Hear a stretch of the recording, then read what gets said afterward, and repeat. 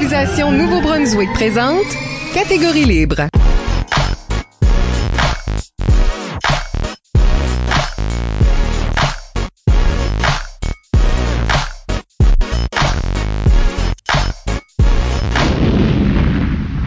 Bienvenue à Catégorie libre, l'émission qui vise à enregistrer des entretiens avec les improvisateurs et improvisatrices du Nouveau-Brunswick pour faire un survol de leur carrière, de leur démarche artistique, mais aussi débattre les grandes questions qui entourent le jeu de l'improvisation. Au microphone, Isabelle Gauguin et à mes côtés, mon co-animateur, Michel Albert. C'est lui. Catégorie libre est une production d'improvisation Nouveau-Brunswick que vous pouvez écouter en version podcast sur iTunes ou YouTube. Notre invité aujourd'hui, c'est Jonathan Bob Savoie. Oui, un joueur toute étoile. Jonathan Savoie, dit Bob, fait partie d'une unité qu'on surnommera les Improvtastic Four au sein de l'équipe de la polyvalente Roland Pépin de Campbellton de 2003 à 2007. Remportant la Gougoune dorée 3 fois sur 4 ans, se rendant même aux Jeux de la francophonie canadienne en 2006 où ils recevront la médaille d'argent en improvisation. Ça fut de peu. Bob fait ensuite le saut à la Ligue d'improvisation du campus universitaire de Moncton, la LICUM, où il jouera de 2007 à 2010.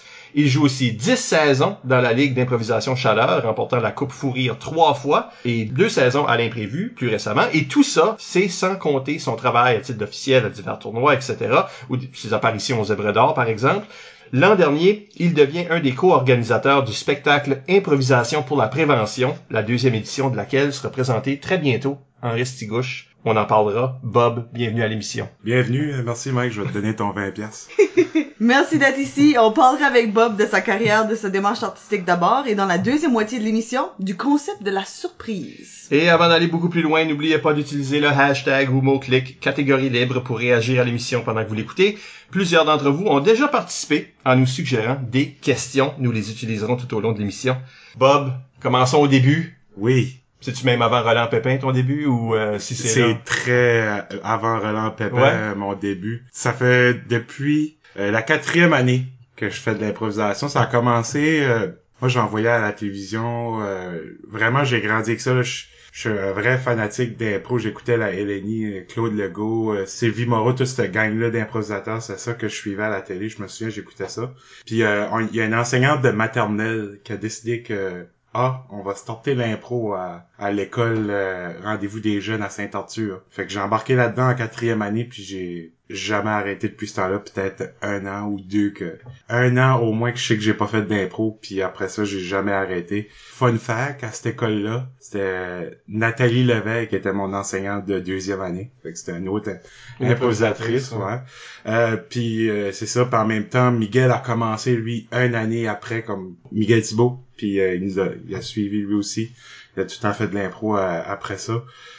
Fait que ouais, ça commence vraiment de loin, puis c'est ça. Mais le gros de ça, oui.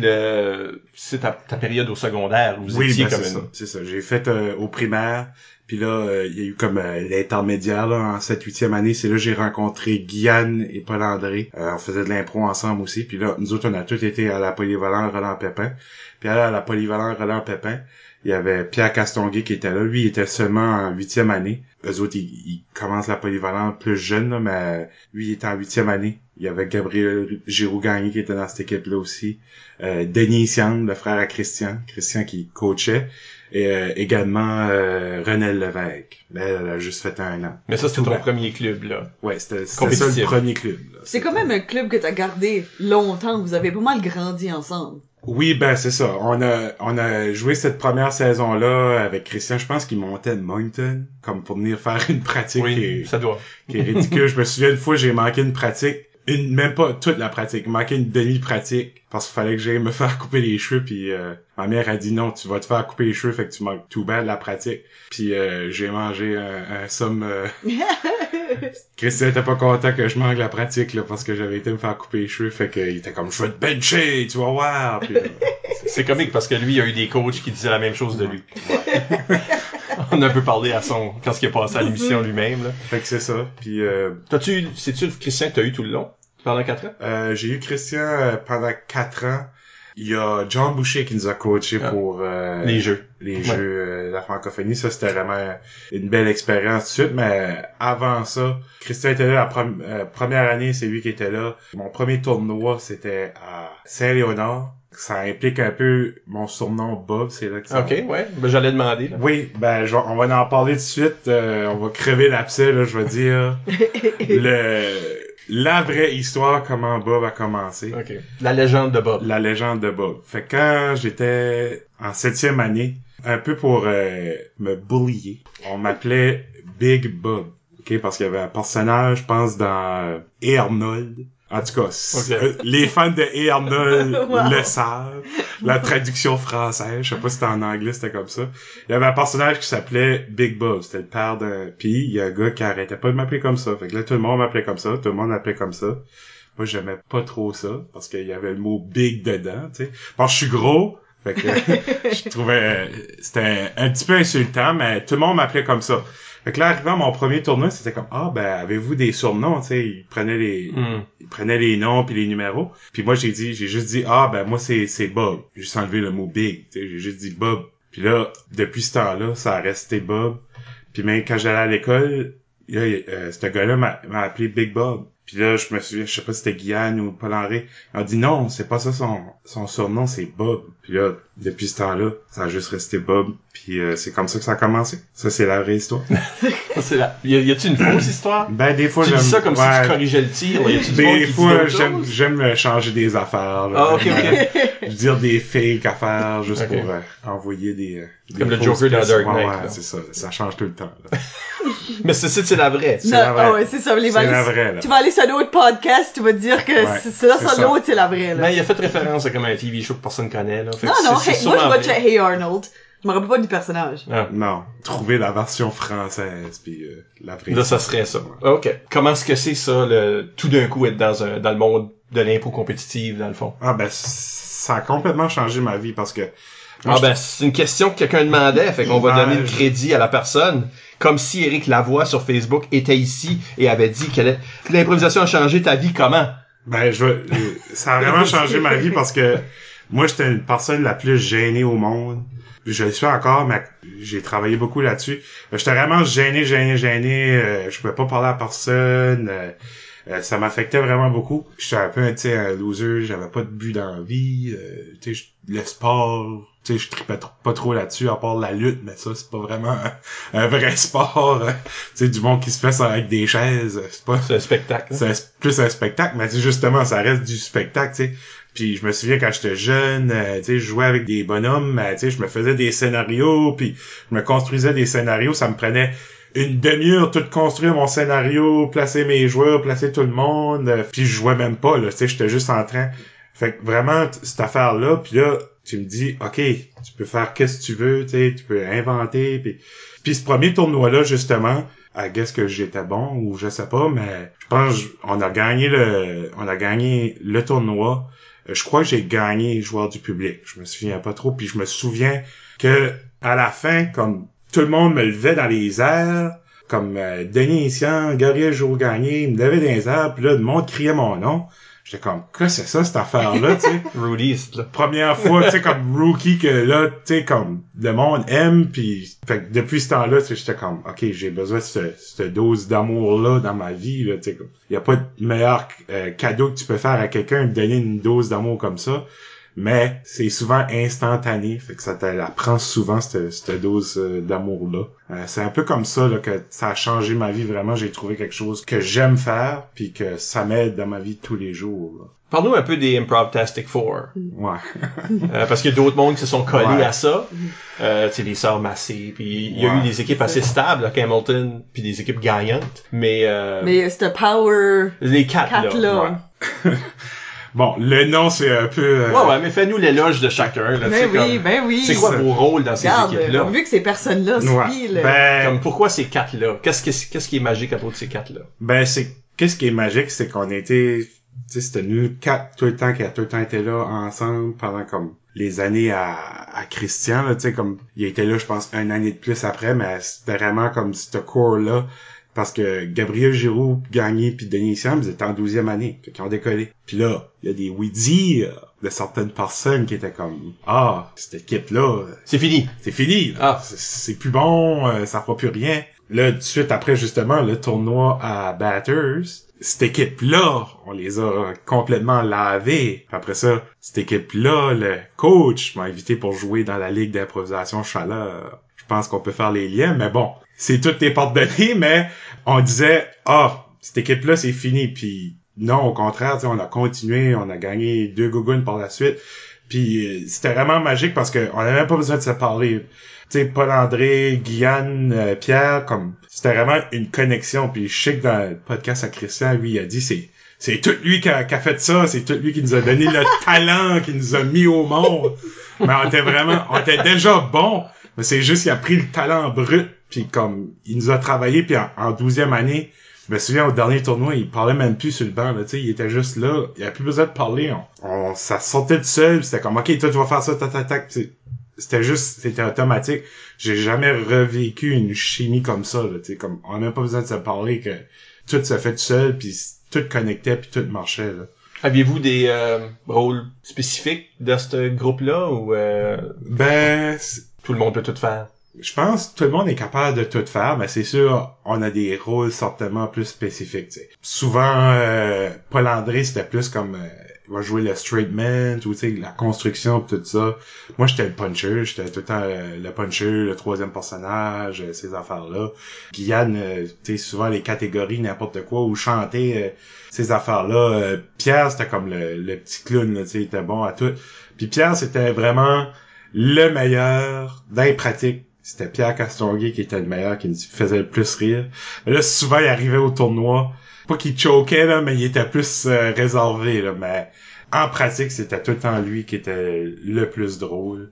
Fait que on avait comme un peu nos rôles, mais on était vraiment polyvalents de pouvoir tout faire, là. Fait que c'était ça qui était le fun. Il y avait pas de limite. Tu peux jamais dire à quelqu'un non, je le ferais pas ça, ou on était prêt à tout faire, là. Christian disait OK, va faire une lampe cornichon qui danse, là, juste une niaiserie de main, il a jamais dit ça, là, mais comme quelqu'un arrêtait de le faire, là, il y a rien, on avait aucune limite, là. Trouves-tu que c'est ça la clé, si tu joues avec les mêmes personnes pour longtemps, c'est cette polyvalence là pour pas rester pris dans un rut après un bout? Ben, je crois ça.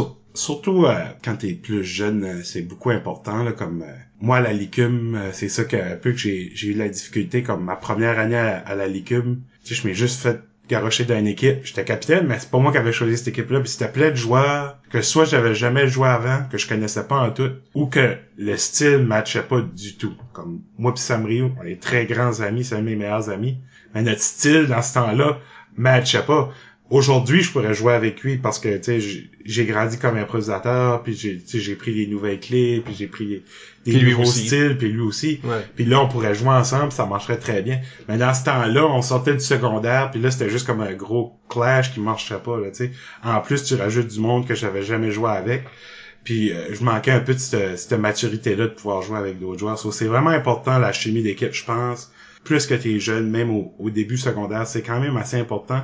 Ça va t'aider, mais en même temps, à un moment donné, faut que tu te sors de ça. Faut que t'aies une chimie avec tout le monde. Faut que tu réussisses à former ta chimie avec tout le monde. Pis ça, c'est important aussi, là. Alors, tu joueras jamais avec ton même groupe secondaire toute ta vie, là. Puis dans n'importe quel match, il y a toujours une impro mix. Ouais, Au moins une mix. mais tu sais, c'est exactement ça, tu sais, comme faut que tu crées cette chimie-là avec le joueur de l'autre équipe que tu connais potentiellement pas du tout, tu sais. C'est ça. Vous avez eu beaucoup de succès. Oui. Sur les 4, comme on disait tantôt, sur les 4 ans, vous n'avez juste perdu une. Ouais. Moi, j'étais en finale, une des fois que vous avez gagné. C'était bien. Oui, ouais. Moi, j'ai arbitré la fois que vous avez perdu. C'est pas vrai. J'ai arbitré la finale, j'étais pas dedans. Ouais. So, est-ce qu'on devient victime de son propre succès à un moment donné? Oui. Comme est-ce on pense qu'on est invincible, puis là, tout d'un coup, oups! Parce que c'est un peu ça qui est arrivé cette fois-là, je pense. Oui, ben justement, c'est ça, j'aimerais bien en parler cette fois-là. On arrivait des jeux de la francophonie. Ah oui, c'est ça, en plus, vous aviez... C'est ça, puis on s'avait fait voler, comme carrément voler cette coupe-là. La manière que ça marchait, je pense qu'il y avait une durée de temps fixe. Après cette durée de temps fixe-là, fini. Mais là, il y avait beaucoup de monde dans la foule, puis là, l'arbitre québécois était comme « ben, ça vous dérangerait-tu d'en jouer un autre? » Puis là, je pense John Boucher a dit « OK, c'est beau. » Puis l'autre équipe, évidemment, ils ont accepté, ils sont en train de perdre, ils veulent. Fait que là, ils jouent son autre impro. Eux autres, ils font un cliché de de François Pérusse, un arbitre québécois, il voit même pas le cliché, c'est carrément, ils ont pris un sketch de François Pérusse puis ils font un impro avec. On perd ce vote-là, puis là, l'arbitre décide d'en faire un autre. On perd celle-là aussi, puis là, c'est fini en fusillade mixte que comme... Oh. Ouais, c'était rough. Yeah, ça c'est Fait que, mais je sais qu'on a eu un vraiment bon tournoi, on a eu vraiment du fun, on est arrivé là, puis tu sais, c'était même dans l'année aussi, comme, on n'avait pas perdu, je pense, une game. C'est 3 ans, là. C'est 2 ans, 3 ans. Souvent, c'est sûr que ça finissait égal, ou ça arrivait une couple de fois, mais comme, on n'a jamais perdu, là, comme. Là, on arrive Puis cette équipe-là avait changé beaucoup cette année-là aussi. Là, on avait comme inclus d'autres joueurs qui jouaient pas, mais comme on avait comme ouvert le bassin là un peu là. Il y avait des joueurs ils étaient dans l'équipe, mais comme ils jouaient pas parce observateurs genre de. Puis là, je pense, ça a brisé un peu la chimie aussi parce que là, ça créait des petits groupes. Tu sais, quand t'es 8 personnes, ben au pire, tu vas être comme 4-4 ou, tu sais, comme, mais tout le monde, t'es vraiment une famille, c'était ça. La force de coaching de Christian aussi, c'était tout le temps nous autres ensemble. Puis là, tout d'un coup, ben là, on était comme 12, 13, là, ça crée des petits groupes. Puis là, la chimie, on dirait, s'évapore un peu. Puis on arrive en demi-finale contre l'équipe de Batters, que c'était comme probablement la plus forte équipe qu'ils ont jamais eue, là, t'sais. Il y avait Dave Doucette, Dave Lausier qui commençait, qui était comme en feu. Justin Guitard, même chose. Ça commençait tout, là. Ils ont tout arrivé là. Il y avait une équipe super forte. Puis là, moi, je m'ai senti déboussolé, là, tu sais, comme, j'essayais de figure it out. Puis là, ben, tu pognes des mauvais plis, t'es plus agressif, peut-être, dans les mix. Là, tu viens compétitif, là. C'est plus, avant, tu jouais pis ça avait du fun, t'avais du fun. Puis là, tout d'un coup, ben là, il y a une équipe qui est comme, capable de te rivaliser puis il te l'envoie de tout bord, tout côté, puis là tu sais plus quoi faire. Là, c'est ça qui arrive, ça reste que t'es au secondaire, c'est de l'art, tu sais, c'est de l'impro, mais en même temps c'est dans un contexte sportif, puis veut pas, ça arrive. T'sais. Là on a venu vraiment, ok, faut qu'on gagne, La deuxième période commence, puis là j'ai pas embarqué une impro, puis on l'a perdu, puis là j'ai embarqué 3 impros, puis on a gagné les 3 impros, puis là c'était tout du comme, puis là on a perdu le match par une game. Ben moi j'étais autant on était tous autant moi j'étais autant démoli que comme notre finale au jeu de la Franco qu'on a perdu, tu sais, mais ça m'a donné une leçon de vie. Quand Christian est venu me voir, il est venu me parler, tu sais, puis comme, tu sais, il m'a raconté des affaires qui avaient arrivé, une histoire avec Kevin Doyle, un peu le genre de même affaire d'Anqui. On était assis là pendant la finale. La finale, ça a fini comme... C'était la fameuse finale. Double supplémentaire. Classique.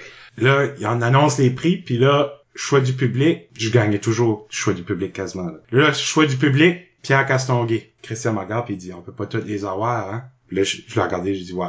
Puis là, ça m'a comme donné une leçon de vie, c'est que tu gagneras pas tout le temps dans ta vie.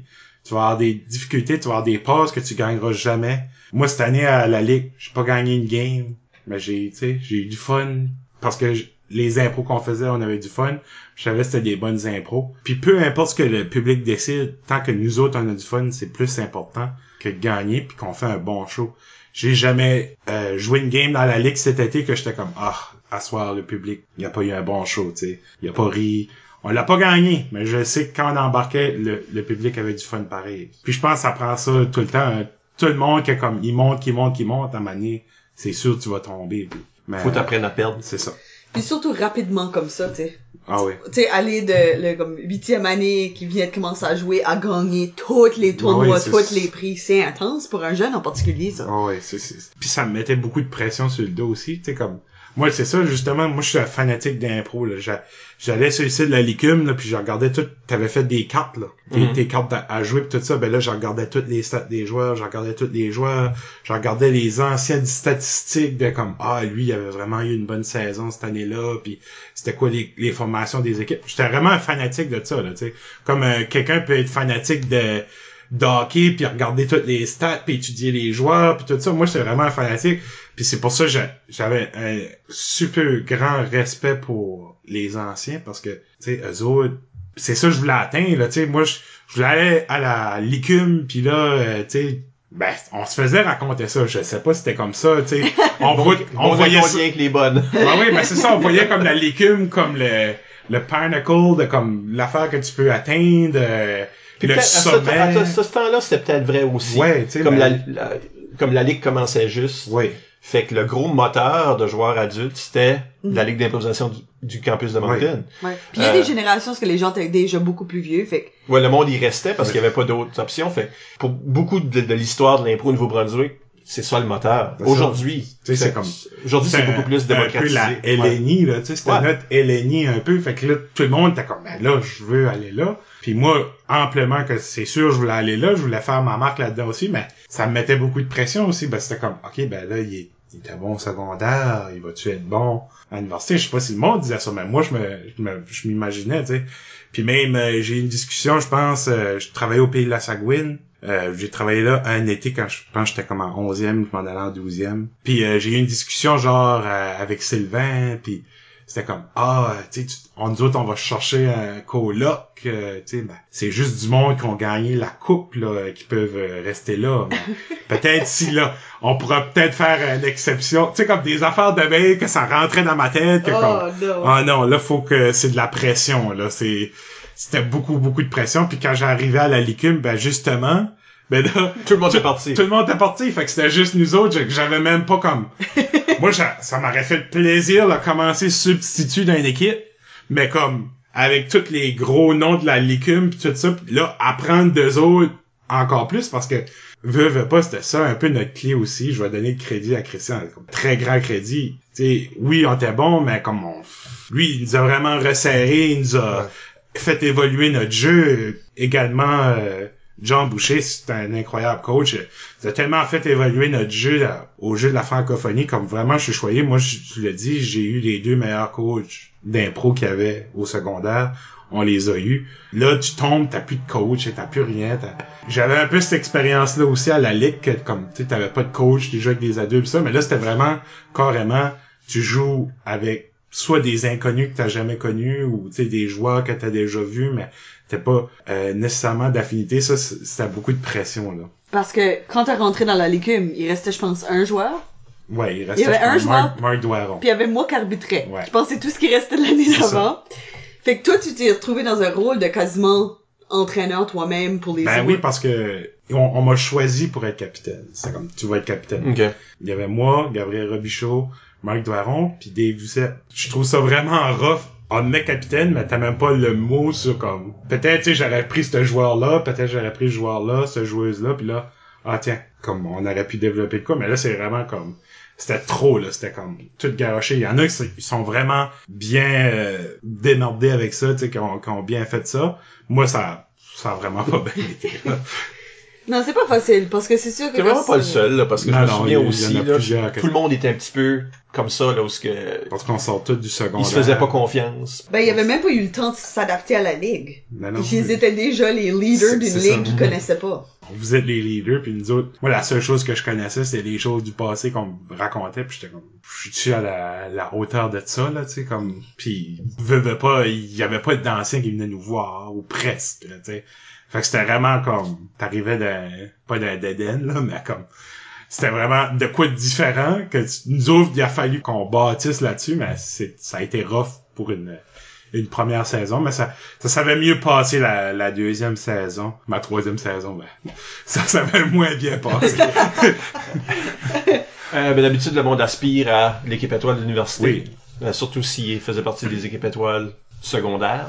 C'est ça. un peu ça qu'ils connaissent. C'est le seul accès à des pratiques. Des choses comme ça quand t'as Puis l'université. aussi des tournois. Puis oui. Oui, c'est ça. Effectivement. Ça, comment ça va? Je fais l'équipe étoile cette année-là. On est 8. Cette première année-là. Oui. Ils décident que le tournoi se passe à Rimouski, puis là, les organisateurs décident que non, c'est juste 7 joueurs. Fait que là, Cette fois-là. faut couper un joueur. Moi, ça m'a déjà arrivé aussi. Ouais. Là, faut couper un joueur.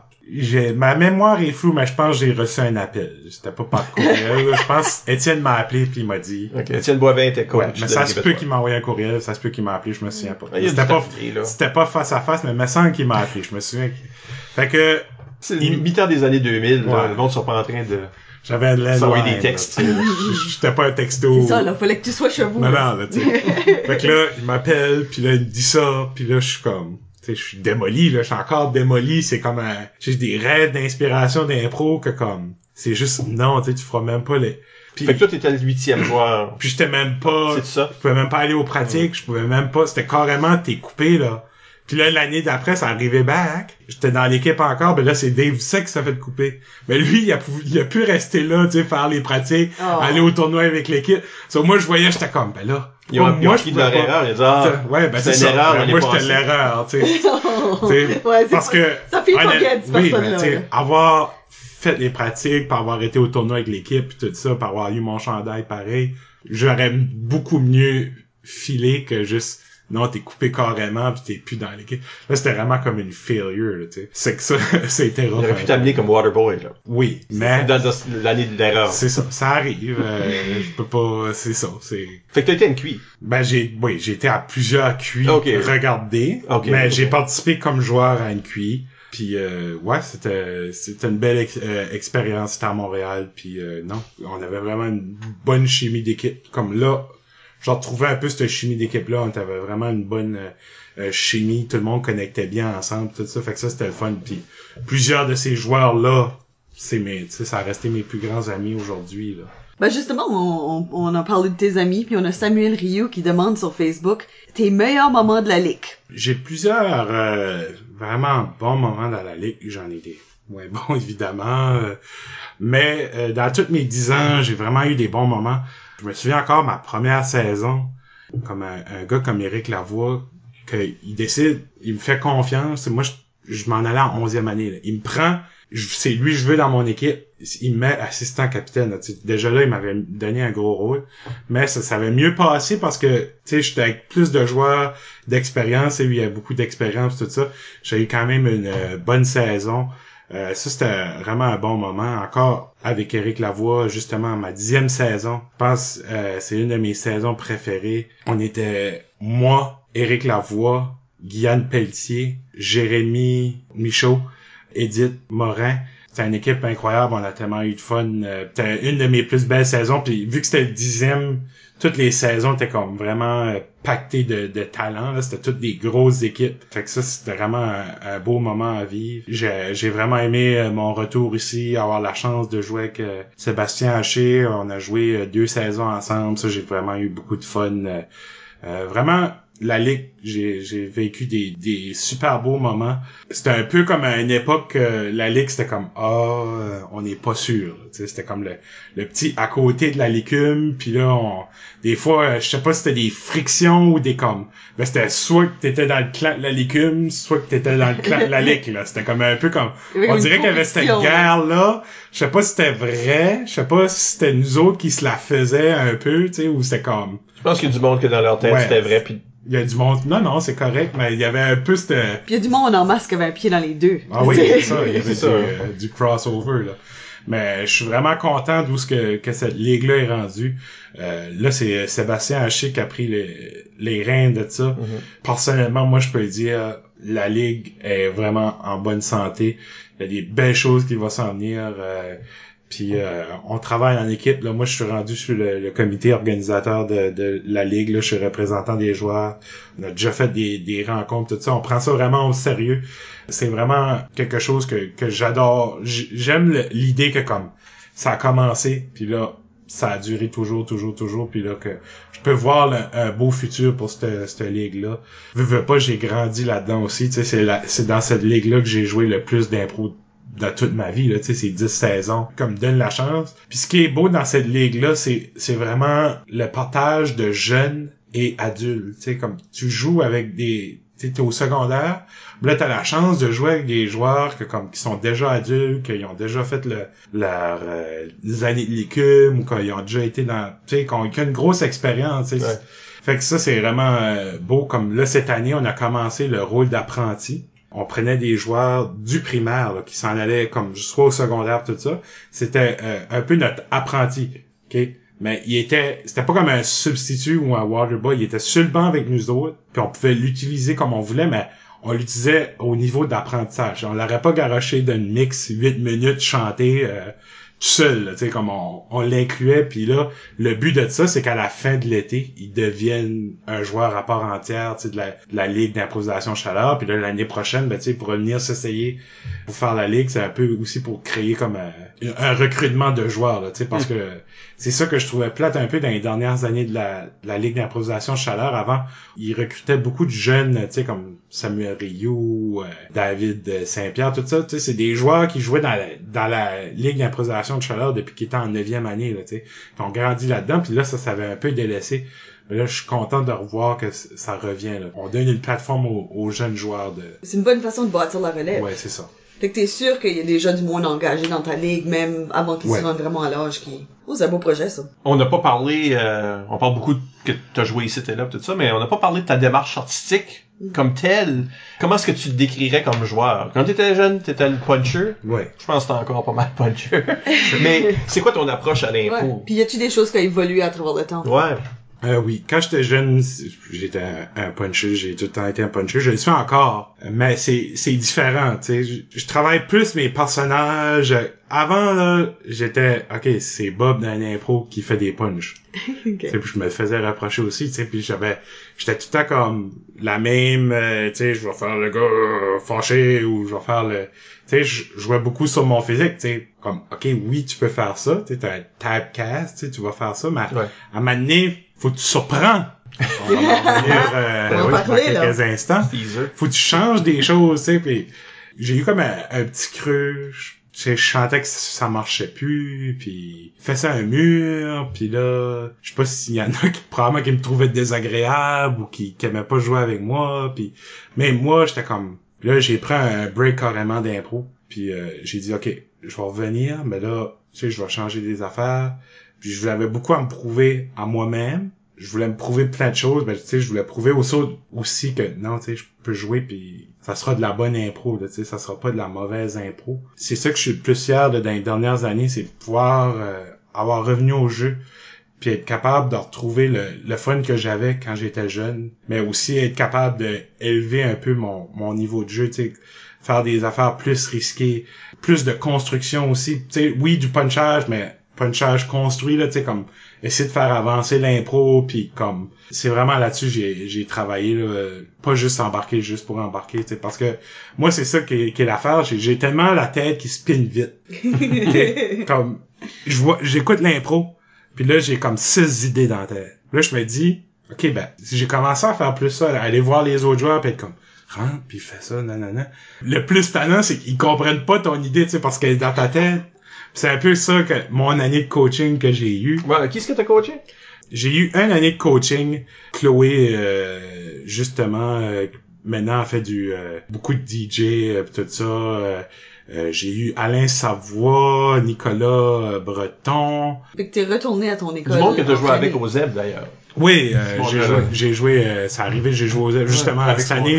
Cette année, j'ai joué avec Chloé, on avait joué une autre année d'avant, mais là, l'autre année d'avant que j'ai joué, c'était plus dans mon moment dark, là, j'étais comme, moi, on dirait, je me trouvais plus comme joueur d'impro pis tout ça. Là, on a rejoué cet été ensemble, on a vraiment eu du fun. Je sais pas si elle aimait ça, elle dit tout le temps qu'elle aime pas l'impro, qu'elle aime pas jouer de l'impro, ben je pense qu'elle a eu du fun quand même.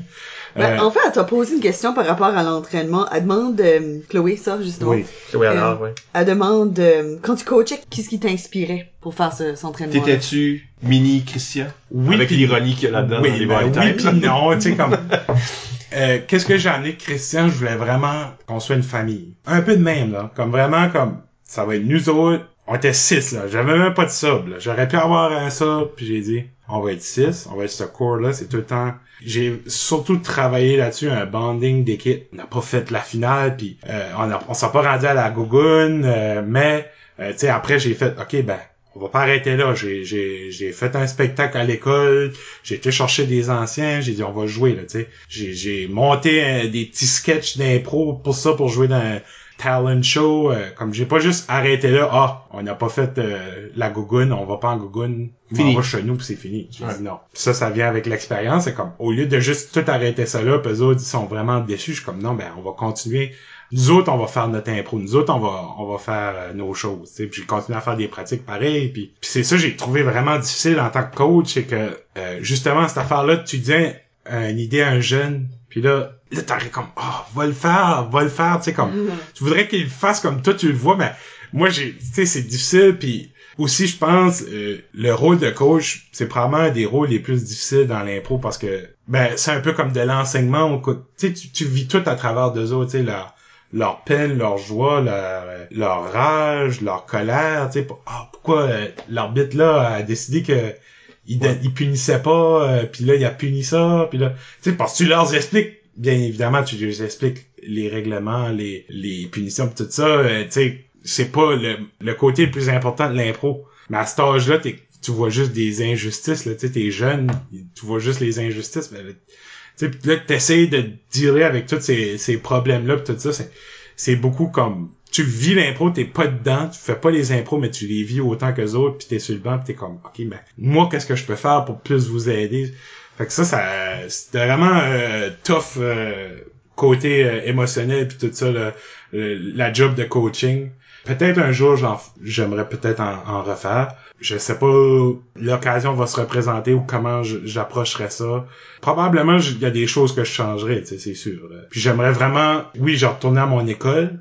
J'aimerais vraiment comme coacher carrément des personnes, j'ai aucune affinité avec eux autres, aucune association à une école différente ou, même, je reviendrai à la polyvalente Roland Pépin aujourd'hui. Tu connaîtrais personne. Ouais, Ouais. je connaîtrais personne. Oui. Je connais le directeur puis une couple d'enseignants puis mais à part ça, je connaîtrais personne. Là, ouais. Tu as fait aussi des rôles d'officiel. Oui. Tu as été arbitre, tu sais là.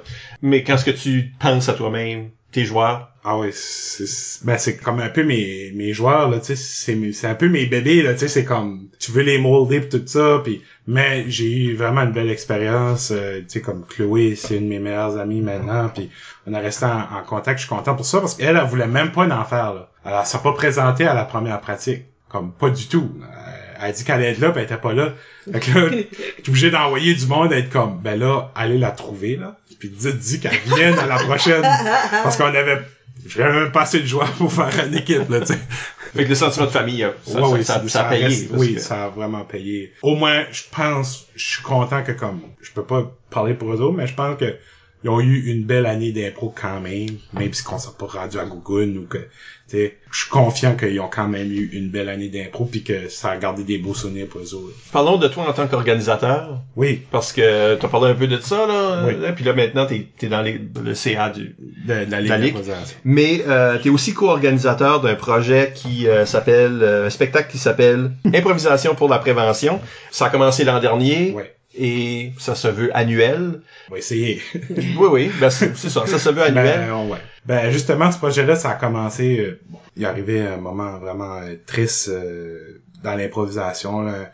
Un jeune qui était dans l'équipe à Guyane, il s'est enlevé la vie. Moi, l'impro, ça m'a tellement amené de bonheur pis tout ça. J'étais comme, comment qu'on peut prendre l'impro, parce que lui, il en faisait partie, puis faire de quoi de positif avec ça, tu sais. J'ai texté Guyane, j'étais comme, ok, tu sais, faisons quelque chose, faisons un match, ramassons de l'argent pour la prévention du suicide, puis on va aller chercher des joueurs, puis là, le projet a bâti, puis bâti, le public la région du Restigouche a tellement été généreuse, comme, on n'a rien payé, là, comme, toute la salle, tout.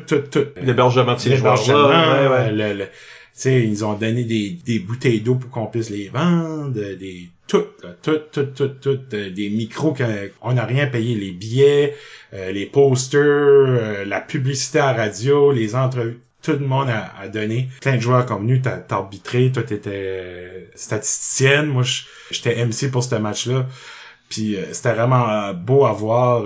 J'ai eu des échos tout le temps de monde qui ont tellement aimé ça. Tu sais, toutes les joueurs. Il y avait un immense public. Ah oui, on était presque ça comble. Là. Je pense qu'on était comme 550. Ah ouais, on aurait peut-être pu rentrer une autre cinquantaine de personnes, 75. Puis on était... Au Nouveau-Brunswick, tu joues pas souvent devant 500. Faut pas oublier que le Restigouche, c'est pas Montréal. Là. C'est des petites communautés. Là. 550, tu sais, je compte même pas... les bénévoles qui étaient là puis tout ça, fait que là, on était presque plein là, tous les joueurs à Guyane puis on était presque salle compte, ça avait pas d'allure. Justement, on cherchait une salle puis c'était comme OK, on voulait pas se mettre d'une trop petite salle parce qu'on était comme on aurait pu jouer à l'école à Dalhousie. Mais là il y avait juste je pense 275 places de quoi de même, 250, c'était comme tu sais, c'est pas beaucoup, tu sais. On va pas ramasser autant d'argent qu'on pourrait. Puis là, on a approché à Balmoral, puis là, eux autres, ils voulaient pas parce qu'il y avait une affaire pour le jour du souvenir qui se passait le lundi parce que c'était cette fin de semaine-là.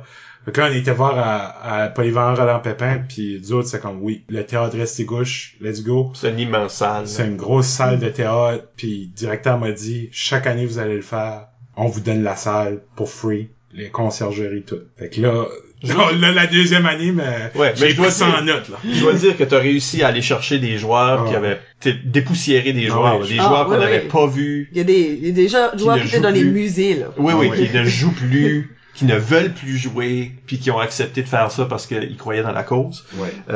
Fait que, encore une fois, cette année, comme là, à la sortie de ce podcast, si vous l'écoutez comme qui sort, on est à comme dis la date parce que on est très proche. Ça va être le 9 novembre 2019 au théâtre Restigouche. Je suis en plein à la préparation. Il y a des joueurs qui m'ont dit oui. On sait jamais qu'est-ce qui peut arriver. Ces joueurs-là peuvent arriver. Samuel Chiasson va être là. Ça, c'est un nouveau nom. Il est très connu. Là, il y en a que c'est comme peut-être... il y a quelqu'un, j'ai parlé dans ce podcast-là beaucoup. Qu'il m'a déjà coaché, que peut-être. Peut-être. Ça, ça est difficile à avoir. C'est très difficile, mais il veut, mais c'est très difficile. On parle avec beaucoup de monde. Parlant de joueur qui revient, Nathalie Levesque va jouer. Oh, wow. Ça fait des années qu'elle a pas joué. Puis là, j'étais comme, non, moi, j'aimerais l'avoir joué comme l'année passée. J'ai été chercher Mireille Blanchard, oui. Mireille Blanchard, ça faisait super longtemps qu'elle voulait pas jouer. Puis apparemment, on l'invitait à tout. Puis elle disait non. Mm-hmm. Là, je l'ai invité, puis ça a pris un petit peu, elle a dit oui. Moi, elle m'a dit non pour mon événement. Ouais. Le match des anciens qui est, quand vous écoutez, déjà passé. De toute façon, si vous écoutez après le 9 novembre 2019, ça a tout déjà eu lieu. Ça a tout déjà eu lieu. Mais probablement si on est en 2020, prochain. c'est ça, si on est en 2020, octobre-novembre, surveiller les dates. Je fais pas de promesses tout de suite, mais, mais on aimerait que ça revienne. C'est une bonne cause, mais aussi une bonne façon de rendre hommage à quelqu'un qui nous est parti. Ouais. Faisons une ronde éclair de questions du public. Yes. Oui. On a des questions très pertinentes puis des questions impertinentes. Oui. Pas surpris. On va commencer avec une vraie question. OK. De Chloé Allard. OK. Qui demande, y a-tu des catégories que tu abolirais? Toutes les affaires de Québécois, là, de comme speed dating pis ce gramment-là. Pas je les abolirais, mais je les rendrais pas officiels. Une fois de temps en temps dans un match spécial, c'est le fun, là. Mais pas, pis Ali et Mimé Sanson, là. Bon, ça y est. La guerre des Sansons continue. Moi, là, je suis rendu comme la personne qui défend tous ces mimés-là. Je suis même pas physique du tout. Non, je l'abolirais pas, là. C'est la petite joke facile qu'on a eu cette impro, là. Éric Lavoie demande, comment réveillerais-tu la LNI en 3 étapes? Ça sonne comme une inside. J'ai déjà réveillé la LNI à un tournoi d'impro chaleur quand on avait invité la LNI. J'avais bu un petit peu trop de limonade et je me suis embarré en dehors de ma porte. Seulement en bobette. C'était pas un moment glorieux. Mais ça a donné que la LNI couchait à côté de moi, puis je cognais très fort dans ma porte. Ils ont voulu m'aider. Ils ont appelé dans ma chambre. Ouais. Mais ils se souviennent de moi, par exemple. La troisième étape, c'était pas fâcher la LNI, là. Non, ils étaient généreux. Okay. Oui, ils étaient généreux. Je pense pas que c'était la première fois qu'ils voyaient quelqu'un dans cet état-là. Une autre question très utile de Chloé Allard. Au karaoke, tu cherches quoi dans une toune? Soit que la foule fasse comme « Ah oui, je veux entendre cette chanson-là » ou que comme « Oh, ça c'est deep et romantique. » Non, je sais pas. C'est toi qui sais, parce que toi t'es le connaisseur de karaoké. C'est ton affaire, ça. On pourrait en parler longtemps du karaoké. On n'en finirait plus. Éric Lavoie aussi demande « Quelle est la meilleure impro de ta vie? Et c'était avec qui? » Ça sonne comme quelqu'un qui pêche pour un compliment. C'est ça que j'ai dit. Là. Ça, tu veux juste qu'on te butter up, là. Ouais. C'est vraiment dur à dire. J'ai tellement d'impro que j'ai vu cette question-là puis j'ai essayé de penser c'était quoi ta meilleure impro à vie, tu sais. Comme, avec Eric, parce qu'on va y donner, là, c'est ça qu'il veut, là. Je me souviens d'un impro qu'on a fait à Grand Saut. On faisait des bébés qui essayaient de s'évader de leur berceau, je sais pas trop, puis, en tout cas, c'était une bonne impro, là, ça a pas de l'air bonne même. Mais je me souviens même que le journal de la place avait pris une photo. On avait été joué là comme un match spécial avec la Ligue. Cette année-là, le 10e, on a été joué à différents endroits. On n'était pas juste stationnaire. On était à Grand Saut, puis il y avait une grosse foule. Puis en tout cas, je me suis dit, c'était une bonne impro. Impro qui m'a le plus marqué quand j'étais jeune, ma première année, première gougoune. Je faisais un gars qui parlait tout le temps de son père, puis qu'il l'aimait, puis qu'il avait son cheval, puis c'est que j'avais un personnage vraiment différent de comme vous voyez d'habitude. Je jouais souvent les gottas, les roughs. Là, je faisais vraiment comme une petite voix comme ça. Ah, moi, mon papa, je l'aime beaucoup. Puis comme, c'est un impro qui m'a juste marqué, mais elle, je pense que comme l'impro plus récemment que j'ai tout le temps dans la tête que peut-être c'est mon impro favori ou que j'ai le mieux aimé. C'était aux Zèbres d'Or, une couple d'années passées. J'ai fait un impro, j'étais bossu de Notre-Dame qui vendait des vélos. C'était, je pense que c'était comme Quasimoto, quelque chose comme ça. C'était ça le thème. Puis c'était sans limite ni frontière. Puis c'était vraiment un de mes impros préférés que j'ai fait là. Et moi, il y a quelque chose qui m'avait marqué, puis je pense que c'est toi. Si c'est pas toi, dis-moi. Parce que, mais je pense que c'est toi. Ou est-ce que je pense que c'est quand c'était au secondaire que la reine était comme un bateau qui était en train de couler. Tu sais comment est-ce que bateau comme type là, comme tout le monde imagine le Titanic là qui coule puis qui comme casse en deux. Ben Bob a levé tout un gros coin de la bande pour faire cet effet visuel là. Puis j'aime ces moments marquants là parce que pour moi, c'est les moments où quelqu'un fait quelque chose qui me fait demander tu peux-tu faire ça, toi?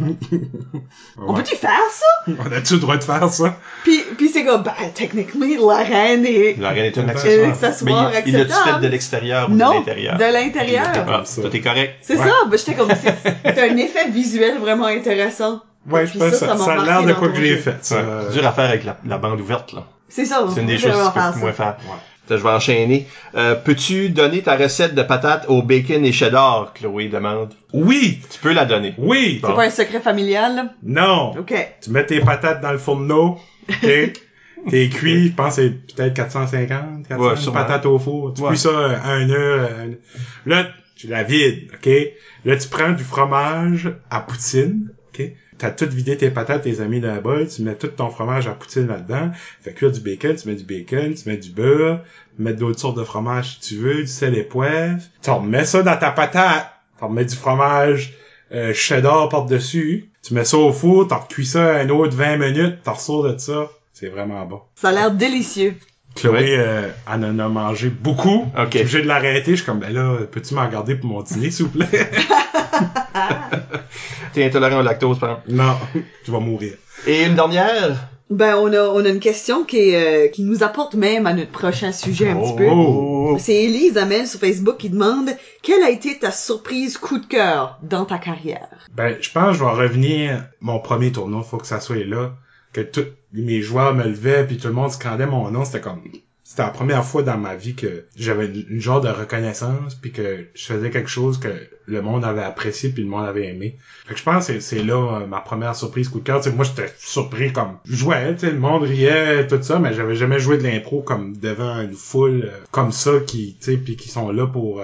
Puis je pense que c'était ça ma plus grosse surprise coup de cœur. C'est bien. On va prendre une légère pause. Et au retour, on parle du concept de la surprise avec Jonathan Bob Savoie. À tout de suite. Note de musique.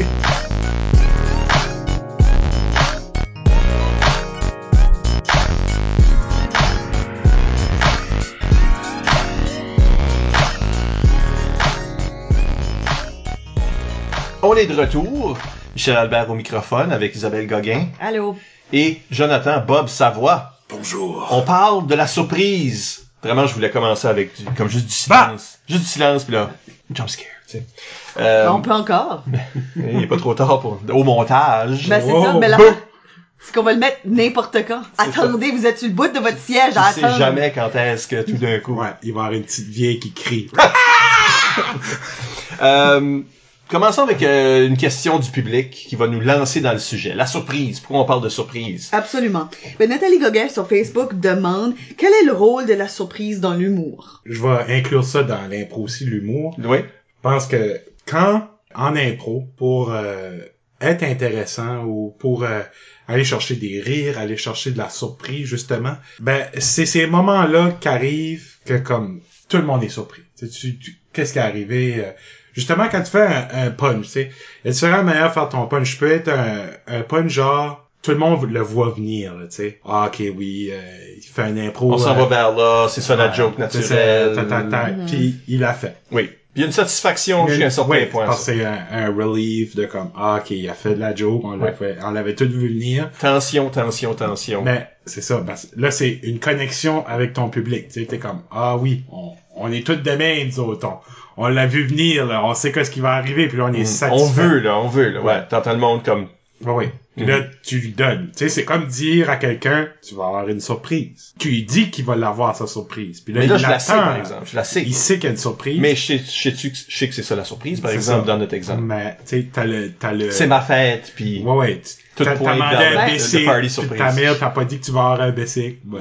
Tu sais que c'est ça, mais tu serais déçu si ça serait pas ça. Par contre, l'autre surprise, c'est la surprise que tu vois pas venir, tu sais. Justement, un exemple d'impro là, que j'ai fait, c'est au Québec, là, c'est à la QI, c'est un speed dating. Moi, je rentre, l'autre personne rentre, puis là, on fait un impro ensemble. Puis là, faut qu'on fasse comme une vidéo de speed dating.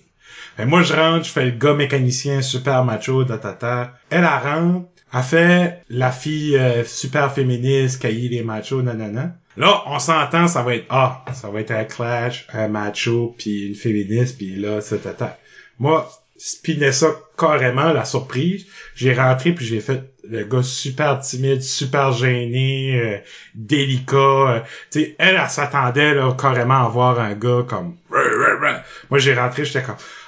excusez. Fait qu'il mentait dans son vidéo. Oui, tu sais, je faisais le gars qui mentait, fait que là, le public l'a pas vu venir. Puis là, l'humour vient de là, tu sais, comme... c'est bien plus drôle parce qu'on s'attendait pas à ça, tu sais. C'est de prendre la surprise, d'amener le public ailleurs complètement. Tu pensais qu'il allait faire ça, il a pas fait ça en tout. Ça, c'est vraiment l'humour est là dans la surprise. C'est comme quand tu fais un punch, c'est là que t'as tes plus gros rires, tu sais. Puis souvent, quand t'improvises dans le stand-up, il y a souvent des affaires qui arrivent, là, comme... par exemple, il y a une table, là, c'est des vieux pis ils dérangent, là, tu sais. Puis là, tu fais une joke là-dessus. Là, la foule est comme... tu sais, parce que tout le monde est en train de vivre ça. Ce moment-là qui est une surprise dans le show parce que tu t'attendais pas qu'elle allait avoir une table qui dérange, tu sais. Ou comme une fois, j'avais une gomme dans la bouche. Je jouais avec une gomme dans la bouche. C'était au secondaire. Puis là, je suis en train de parler, papa, la gomme décolle. Oh non. Tout le monde la voit. Oh. Tu sais. Mais là, au lieu de rien faire, juste rien dire, je parlais un impro, je suis comme blablabla, j'étais comme un fondateur quelque chose. La gomme tombe à terre, tout le monde la voit. Puis et ceci sera mon pont. Tu sais, là, tu sais, puis ça finit. Faut se servir des choses qui arrivent dans l'arène ou à l'extérieur. Faut s'en servir puis le prendre. Tu sais, ça nous surprend. Il y a quelque chose qui arrive. Ça peut être n'importe quoi. Une lumière qui pète.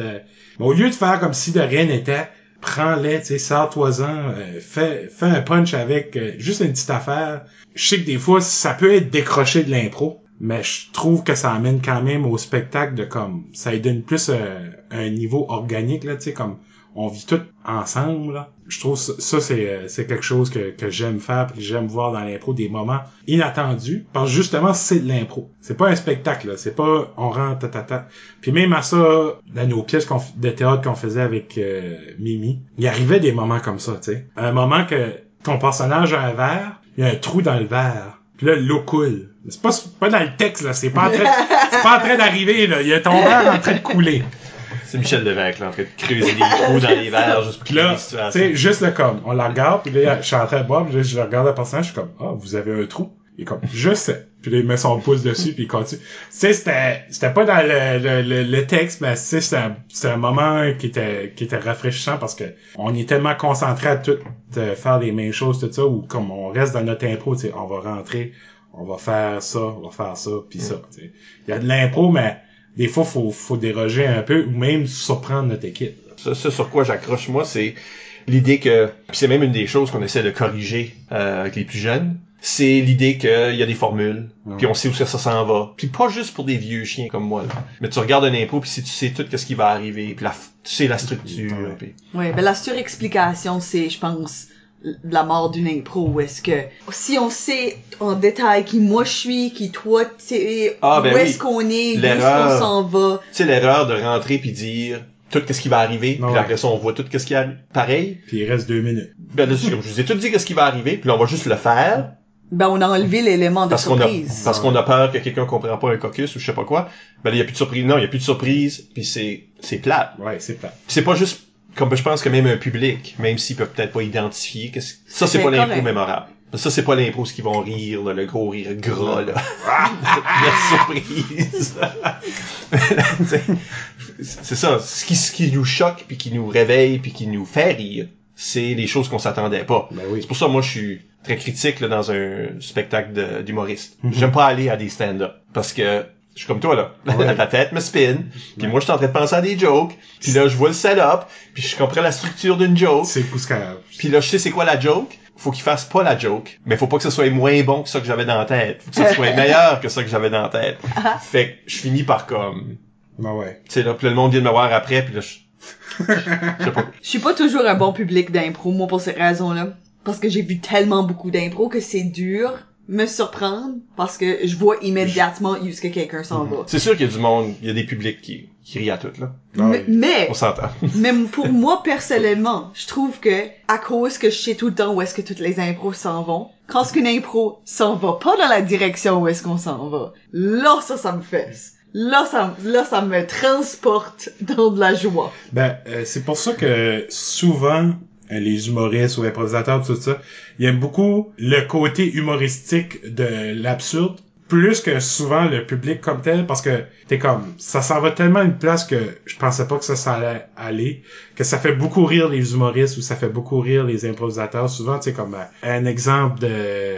je dirais peut-être au Québec, là, les Denis Drolet. Ben ça, c'est vraiment de l'absurde, mais ils sont vraiment les favoris des humoristes parce que c'est de quoi que les autres peuvent pas faire. Ils ont pas un mindset de penser de main, tu sais, une joke, je vais faire une joke sur ma femme qui m'a laissé, puis là, ben, elle est partie, nanana, tu sais, j'ai pas de joke, là, ben, une prémisse, là, on la voit, là, tu sais, faire une joke sur sa femme qui, une vieille prémisse, ça. Qu'elle trouve laid pis elle veut pas coucher avec, là, tu sais, comme de quoi de même, tu sais, pis pourquoi qu'elle veut pas coucher avec moi, tu sais, tu la vois venir, la joke, là. Je l'ai entendu 1000 fois, souvent, justement, tu sais, comme des joueurs qui vont faire de l'absurde, un peu comme Marc Bernier, tu sais, il est beaucoup dans l'absurde, ben, lui, c'est là qu'il a été chercher sa clique, et puis il est beaucoup aimé aussi des autres improvisateurs, parce que justement, c'est de quoi que, comme, je voyais pas venir. Là, ben, dans les joueurs qui jouent maintenant, Marc Bernier aurait été mon numéro 1. De ça que tu disais, je voyais juste Marc. Ouais. Comme il y a des exemples à l'imprévu cet été, là, ce que j'étais comme... Ben, je pense que son talent personnel, puis de quoi que je pense que plus de monde devrait essayer de faire, c'est regarder l'affaire évidente dans la face, puis pas faire ça. Juste activement faire le choix que je vais pas faire ça. Un bon exemple de justement Marc à l'imprévu cet été, c'était une impro où est-ce que lui était un drug dealer qui parlait avec des clients potentiels. Puis là, un autre drug dealer est rentré de l'autre équipe. De l'autre équipe pour, genre, essayer de voler ses clients. On dirait, on présume que c'est ça que c'est. Puis ce deuxième drug dealer fait comme un psst, viens ici, pour appeler les clients. Mais Marc, en tant que l'autre drug dealer, va rencontrer le deuxième. Puis là, tout d'un coup, on est en train de faire comme un... OK, ben le focus de l'impro vient de changer. On sait plus du tout où est-ce qu'on s'en va. Puis ça, c'est une impro qu'on n'a pas vue. On a vu, là, l'impro de drug dealer qui convainc des enfants, là. Ouais. Ou juste le gars... On dit drug dealer, mais n'importe qui se promène, tu sais, là. Le vendeur de choses vendeur louches, que tout là. son stuff est dans son manteau. Oui, Là, le monde se vend des choses. C'est ça, mais comme clairement, Marc, dans ce contexte-là, il sait que l'autre personne parle. Ben, c'est défier les attentes. C'est ça. Il y a tellement des choses, on va dire des formules ou des trucs ou des affaires qu'on voit constamment, des jokes toutes faites, que si tu vas à gauche quand ce que tout le monde pense que ça va à droite, c'est sûr tu vas avoir une réaction. Ben, un bon exemple de twist que je veux plus voir de ma vie, c'est le party de filles versus le party de gars où est-ce que les gars finissent par faire les choses qui sont traditionnellement féminines puis là les filles font les choses traditionnellement masculines puis c'est-tu bien drôle faire ce transfert là d'activité? Ah non, c'est pas intéressant. C'est comme tu peux revirer une chose en étude jusqu'à un certain point puis à m'amener c'est devenu autant une platitude que la version originale. Mais disons que t'es dans cette impro-là, mais amène-le comme un next level. Oui, dans la formule, il faut que tu surprennes encore. Oui, c'est comme... Moi, je veux voir du monde qui se fait faire du plastic surgery. Les formules sont bons pour des prémices, pour amener au drôle ou au punch. Ça prend les prémices, faut qu'ils soient clairs. Un punch, la prémisse est pas claire, pas drôle. C'est la même chose à un impro. La prémisse de l'impro est pas claire, le monde rira pas beaucoup. Mais amène cette folie, puis amène cette idée-là de surprise ailleurs. Oui, ça nous prend la prémisse de l'impro classique. OK, oui, c'est une femme qui rencontre un homme dans un bar, puis là... Mais amène ça ailleurs, tu sais, comme il peut arriver toutes sortes de péripéties que le monde s'attendait pas qu'elle arriver dans cette impro-là, tu sais. Je pense que c'est important quand même d'avoir des prémices claires que le monde connaisse. Mais ça peut être de quoi que le monde connaît pas, mais que c'est clair où ce qu'on est. Puis là, la surprise va venir de comme, on était là, mais c'est pas ça qui se passe en tout. Parce que clairement, il y a plus qu'une place à mettre ta surprise. Il y a la prémisse qu'on la connaît bien, donc ça va nous surprendre quand ce qui va arriver. Tu peux aussi surprendre du début. Pa! C'est déjà une prémisse inusitée. Oui, que l'amorce elle-même est la surprise. Parce que là, on parle beaucoup en procédé d'humour, Ouais. mais c'est pas le seul, évidemment, c'est pas le seul ton en impro. Non. Fait que dans une impro qui se veut pas nécessairement drôle, tu peux surprendre parce que tu peux faire la chose où ce que le monde sont pas sûrs qu'est-ce qui se passe. Puis là, la surprise, c'est quand ils réalisent qu'est-ce qui se passe. C'est pas une réaction de rire. C'est une réaction de compréhension soudaine, puis là, on est on board, puis là, ça m'a fait penser. C'est comme écouter un film, là. Exemple, Inception, là, tu sais. J'écoute ça avec ma mère, pis elle est là, je comprends rien. Je suis comme, mais attends une minute. Là, à un moment donné, il arrive de quoi dans le film, là, le déclic se fait. Ah, ok, là, c'est tout. Là, tout d'un coup, c'est ça, la personne est en train de tout mettre ça ensemble. Puis tu peux faire ça en impro. Puis c'est une sorte de surprise. Parce que c'est la même chose, tu crées une tension. Tu sais, la tension de une joke s'en vient. Mais c'est à la place, il y a une tension de qu'est-ce qui se passe. Oh, c'est ça qui se passe. Okay, ouais. Puis le joueur révèle juste plus tard. Right? Ben, je pense que quelque chose qui est vraiment connexe à l'humour, c'est l'horreur. C'est le fait c'est les mêmes réflexes de surprise, je pense, qui alimentent. Boum! C'est à ce moment-ci de ça. On vous a eu! Oui, parce que l'horreur, tu vas voir un film d'horreur, là, pis il y a quasiment autant de monde qui rit d'un film d'humour, là, tu sais. Parce que l'horreur, ils ont une surprise, ils ont eu peur. Ils ont amorcé ça. J'ai pas eu peur, là. Ouais, le rire nerveux. Ah oui. Ah ouais. Le monde, c'est drôle. C'est la surprise qui amène ça, tu sais. Puis je pense que c'est possible de faire ces moments-là, comme par exemple, je pense que comme un classique, ça serait un switch de personnage. Que comme par exemple, t'es mon meilleur ami dans l'impro, ben là, vers la fin de l'impro, on réalise tout d'un coup que t'es l'ennemi, puis c'est toi qui manigance tout. Ben cette réalisation-là, c'est une surprise, puis ça fait comme un twist à l'impro. C'est pas nécessairement humoristique, mais ça nous met comme un wow, mon intérêt tout d'un coup. Je suis en train de réfléchir de nouveau à toute l'impro, comment ça affecte tout ça qu'on vient de voir, puis je pense qu'aussitôt qu'on fait réfléchir le public sur l'impro, qu'on a fait quelque chose d'intéressant. Puis je trouve que c'est une bonne connexion, la surprise avec le public, comme les moments dans le stand-up que souvent que l'humoriste va le connecter plus avec le public, c'est le crowd work, tu sais, comme aller poser des questions. Ben, les moments qui sont improvisés, c'est ça, tu sais que c'est improvisé, là. Il est pas... bon, il y a certains qui ont des formules de comme donne-moi un nom de personne de fille, puis je vais faire une chanson. C'est juste la même chanson, ben ils changent le nom de fille, là, tu sais. Puis aussi, tu t'es habitué à avoir des hecklers. Ouais. T'as des jokes toutes faites déjà pour les sortes de hecklers. Puis...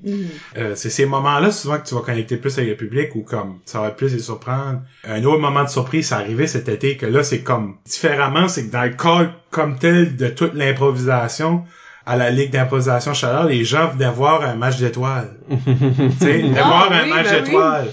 On l'a vendu que c'est comme les joueurs d'aujourd'hui versus des anciens qui ont joué dans les autres époques. Puis fait que là c'est comme on fait deux équipes, puis tu sais comme c'est un gros match d'étoiles là, tu sais c'est des anciens qui viennent jouer, qui ont déjà joué dans la ligue versus du monde qui joue tout de suite. Puis là surprise. Rémi Goupil arrive là avec une belle de lutte, puis là, il veut défendre son titre d'impro de Rumble qui se passait dans la Licume des années passées. Ah oui. Puis là, ça a viré comme un show de lutte, puis là, la foule était comme qu'est-ce qui se passe? La foule a vraiment aimé ça parce que ça les a tellement comme sortis de comme ils savaient plus qu'est-ce qui se passait, puis il se sentait spécial d'être là. C'est comme, il y avait de quoi qui se passait qu'on avait jamais vu vraiment. Oui, pour des joueurs d'impro, c'était comme, gars, tu vas jouer un impro, ça se peut que tu perds, t'as fini ta soirée, là, tu sais. Ouais. C'est moins valorisant pour eux autres, mais en même temps, pour le public, ça leur a vraiment amené un spectacle. Puis dans le fond, veux pas, c'est ça qu'on est là pour. C'est un spectacle. Des fois, tu vas rentrer d'une scène, tu vas juste être le gars qui est là 5 minutes. Mais ton 5 minutes, fais sûr qu'il est bon, là, tu sais. Ben ça, c'est intéressant que tu mentionnes ça parce que il y a une méta-surprise. Tu sais, il y a les surprises en dedans des impôts. Oui. Puis là, dans ce cas ici, oui, on a fait un show où ce que... Puis dans de ce show-là, il y avait des surprises, où ce que, tu sais, là, des choses arrangé avec le gars des vues. C'est ça, là, des stunts. Ouais, Nathan Dimitrov vole la belt en plein milieu de la game, puis là, il se fait ramener par des juges de ligne, puis là, il y a une chicane avec toi qui se veut le héros on se bat, puis là... Ouais, il y a une bataille de lutte, puis là, moi, je rentre avec une tôle à biscuits, puis je les tape. Des choses comme ça que tu faisais dans des Rumble. C'était une surprise organisée. Oui. Mais c'était pas un moment d'impro. Mais ça, c'est tellement dans un contexte d'impro que comme tout est improvisé que là, c'est comme... À chaque fois qu'on faisait quelque chose de même, t'entendais les madames dans le public faire comme « Ben là, qu'est-ce qui se passe? C'est quoi son problème? » Pour eux autres, c'était comme... buy-in dans le concept. Pour eux autres, il y a du monde goupillé, puis moi, parce que j'arbitrais ça sur le tas, on a crashé un show de la Ligue, là. Puis on a juste transformé un show de Ligue sur le tas. Mais tu sais, tous les joueurs savaient qu'est-ce qui se passait. C'est juste, ça veut juste là comme, qu'est-ce qui se passe? C'est nous qui donne la surprise, tu sais, comme on vous donne une surprise. Nous autres, on sait tout qu'est-ce qui se passe. Mais on vous a comme swervé de comme, ah non, c'est juste un match normal. Puis là, non! C'est pas un match normal du tout, tu sais, on l'a bien vendu, puis je crois que la foule, overall, à la fin de la soirée, ont beaucoup aimé leur expérience. Mais parce que... l'autre méta-surprise, puis ça arrive à tous les matchs, puis c'est une des raisons pourquoi on joue le format impro match, c'est la surprise de voir un underdog gagner. Ça, c'était très... Là, c'est clair, parce que c'est un joueur, si tu perds, t'es out. Mais tu sais, il y a du monde que tu dis, tu regardes le combo, puis tu dis... Vraiment. Ouais, cette personne-là va gagner. Cette personne-là est favori de la foule. Cette personne-là est un des champions de la Ligue. Puis là, quand c'est pas ça qui arrive, là, tout d'un coup, c'est excitant. Oui. Puis ça, c'est à l'image. Tu sais, comme Amélie Montour, qui est pas tout le monde qui jouait dans la Ligue, dans ce spectacle-là, avait des chances sur leur côté. Le public est partisan, le public les connaît, ils viennent des Wild Witsmen. Fait que si tu joues dans la Ligue à ce moment-là, c'est toi qui gagne, là. Ouais, le monde est déjà habitué à être en sorte d'humour, ils savent déjà un petit peu quoi à s'attendre de toi. C'est ça. Puis Amélie Montour, ça, c'est une joueuse qui vient du Sud-Est, qui a jamais joué dans la Ligue du tout. À zéro chance, là. Comme elle pense à zéro chance. Elle fait juste de son mieux. Puis là, elle gagne sa première impro. Puis là, elle a gagné Dimitrov.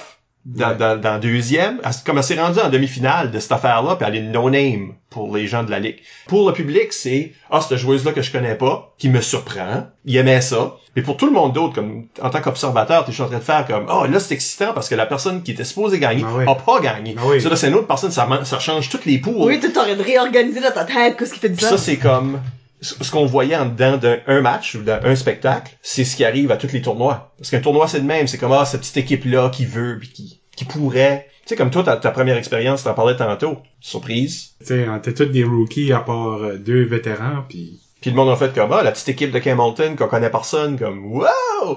Tu sais, l'île du Prince-Édouard qui gagne les Jeux de l'Acadie cette fois-là. Oui. Ça, c'est des surprises qui sont pour un public. Ça fait partie du thrill. T'es pas juste en train de regarder un spectacle d'improvisation. Il y a des surprises, il y a du monde qui vont se rendre plus haut, il y a du monde qui vont tu sais là, il y a du monde qui vont gagner des étoiles qui s'attendaient pas, il y a du monde qui va gagner des prix que tu t'attendais pas.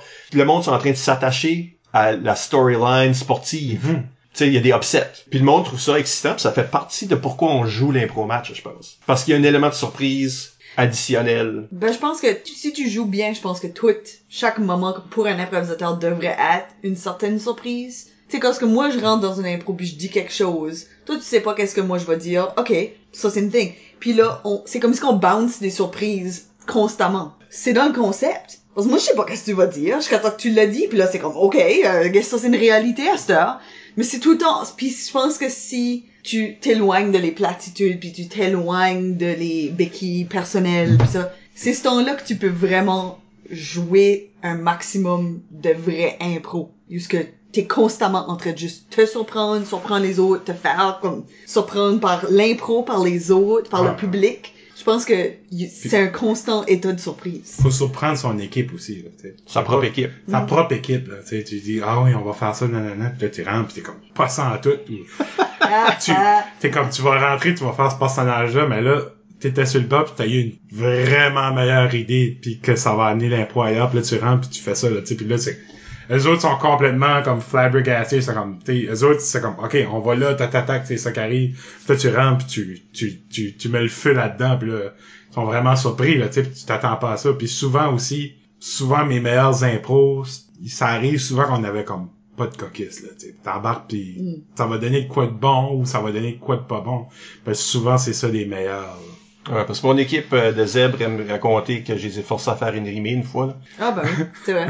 C'est une fable La Fontaine, bien sûr, ça allait être rimé. Mais... Ben, on n'avait pas établi que c'était une fable La Fontaine, Non, Michel. Pas obligé de faire une libre. Faut que ça soit juste un impro. On peut la faire chanter si on veut. On peut la faire mais c'est rimer. aussitôt qu'un joueur rentre chanter, là, tous les autres joueurs font comme... Oh god. Là, t'es réveillé. Là, sont comme... Là, faut qu'ils fassent des choix. Ben, surtout qu'il y a le certain doute que tout le monde a automatiquement tout le temps. C'était-tu une chantée, c'est ça? Puis là, t'es plus sûr assez que tu peux pas rentrer comme un joueur, comme un personnage non chantant, in case que c'est une chantée pour vrai. Tu veux pas pogner la punition. C'est un beau moment. Ça, c'est la racine de ma joke, parce que si je regarde un match d'impro, puis il y a une catégorie qui va, je vais tout le temps me pencher vers quelqu'un puis dire, c'est-tu bien? Complètement autre catégorie. Tu sais, là, il y a une rimée, là, puis là, je fais comme, c'est-tu une mimée sans ça? Mais ça vient de ça, parce que le monde a tout le temps cette anxiété. Isabelle Godin dit, est-ce que ça existe des mauvaises surprises en impro? Oui. Ah oui? Ah oui, il y en a des mauvaises surprises. Ben, c'est comme dans n'importe quoi, tu sais, t'as des mauvaises surprises dans la vie, là, tu sais. Tu te réveilles, ta grand-mère est décédée, ou tu sais, c'est une mauvaise surprise, là, tu le savais pas. Ça arrive dans l'impro aussi. C'est souvent les moments, t'es comme, pourquoi t'as fait ça, là? Ben, c'est ça, là, je suis prêt à défendre l'autre côté. Ben vas-y. Des fois, tu peux prendre la mauvaise surprise puis la twister comme une bonne surprise. Je pense que tu devrais, right? Puis c'est ça, faut que tu Ouais, fasses. je pense que c'est le devoir de l'improvisateur d'essayer de faire de quoi, là. Comme public, je suis d'accord. Comme public, c'est la même affaire que je disais tantôt. Ta joke est mieux d'être meilleure que la joke que moi j'avais dans la tête. Puis des fois, je regarde un impro pis c'est comme, ben là, ils devraient vraiment faire ça. Puis là, ils font pas, ils ont pas l'air à comme catcher. Non, ouais. Qu'est-ce qui devrait arriver next, puis je vais même pas dire la joke, ça peut être juste Des fois, c'est... c'est stagnant, puis là, c'est comme, voyons, c'est drette là, la joke est drette là, comme, votre porte est ouverte. La joke là. est bonne, mais... Tu sais qu'elle est bonne, la joke, tu la vois, tout le monde la sait qu'elle est bonne. T'espères qu'ils vont aller là, puis ils vont pas, tu sais. Ouais, puis ils vont pas quelque part de mieux non plus. Non, là. ils font de quoi de vraiment pas bon. Ouais, ça, c'est une mauvaise surprise pour le public, parce que il a défié mes attentes, tu peux pas lowballer ça. Ça peut pas être pire que mes attentes. Faut que ça soit meilleur que mes attentes. Ou pareil, mais ailleurs, tu sais. Mais ça peut pas être en dessous de mes attentes, parce que là, ça s'appelle être déçu. Ouais. Ça, c'est une mauvaise surprise. Mais comme joueur, c'est pas juste l'autre joueur qui te surprend.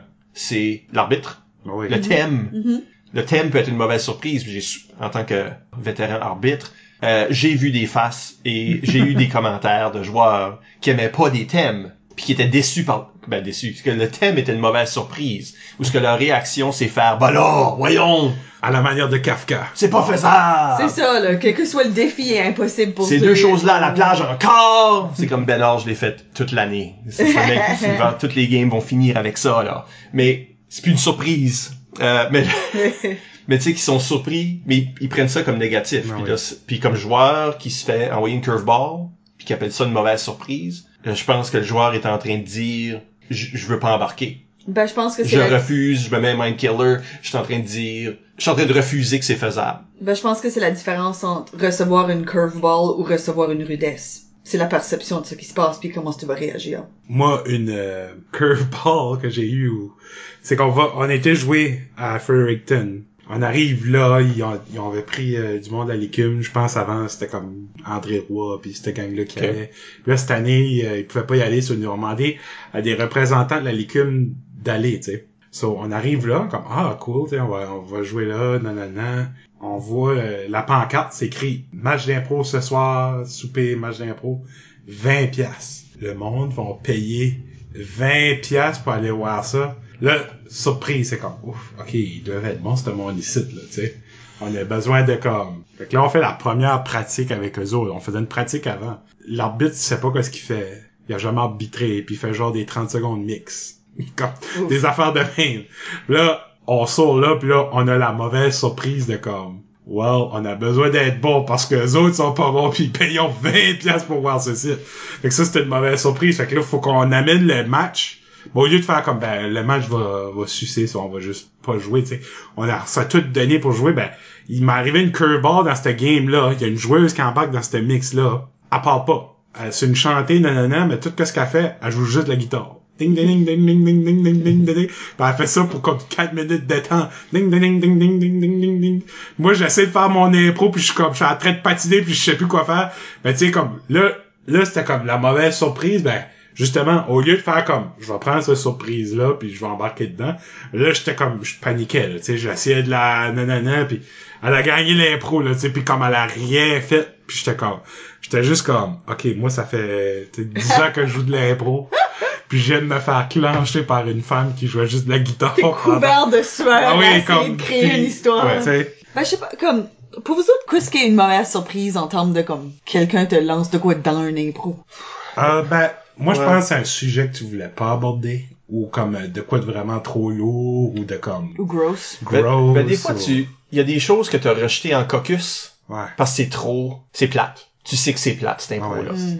Puis là, t'es obligé, puis là, quand ce que tu rentres, l'autre personne, eux autres, ils ont été à ce premier niveau-là, puis ils font la chose que toi, t'as rejetée. Ouais. Fait que c'est pas juste que t'es pas capable de jouer cette chose-là, obviously tu peux. C'est pas qu'ils font pas ton idée, parce que obviously tu peux comme intégrer ton idée ou juste aller avec l'idée de l'autre, puis c'est fine. Mais c'est que, non, toi t'as déjà comme opinion que là tu vas être d'une mauvaise impro. Parce que t'avais déjà prédéterminé, caucus dans ta tête, dans ta vie, que ça, c'était poche. Comme tu sais, je suis habitué de dire que je trouve ça plate des impros de infomercial, où ce que quelqu'un se lève puis pose des questions à un annonceur qui vend un produit. Mm-hmm. Man, c'est plate, ça. Yeah. J'ai zéro intérêt dans ce genre d'impro. Mettons que je rentre dans un impro puis là, il me force à faire ça. C'est automatiquement plus comme ouf. C'est ça. Là, j'ai deux options. Faire une impro qui est plate, pour moi, puis pour le public, dans mon opinion. Ou trouver une façon de, comme, détruire cette affaire-là sans pourtant être rude, puis tu sais là. Mm-hmm. Ça, je pense que comme une surprise qui nous amène à quelque part de nouveau puis d'intéressant, même si tu sais pas comment le dire là avec. Comme c'est un autre impro qu'on avait relevé, mais ça arrivait à ton équipe dans le fond. Là, t'es la première personne à qui on peut dire, ok, ça c'était ta team. C'est la fois là que j'ai rentré dans un impro puis j'étais mort pendant une minute et demie. Ah là. oui. J'ai juste rentré couché à terre, face à terre. Ça arrivait à Nicolas. Je pense. Nicolas Breton. Ouais. Breton. Ça arrivait à Nicolas on jouait avec votre équipe, puis j'ai rentré face à terre, mort. Je me suis levé éventuellement, là, après comme une minute et demie, mais lui, il est obligé de jouer tout seul avec un joueur qui est mort. Tu fais pas ça! Puis on le dit souvent à l'émission, comme le monde le rappelle à l'émission, parce que ça, c'est comme, what the hell? C'est chiant. Ben, c'est du anti-jeu, mais c'est une surprise, right? Ouais. So lui, c'est ça a fait un impro que personne n'a jamais vu. Parce que Personne ferait on n'a ça. pas le droit de faire ça. Mm-hmm. Fait que je l'ai fait pareil, pour whatever raison. C'est que j'étais supposé m'élever beaucoup plus vite. Sa réaction m'a fait le garder là plus longtemps.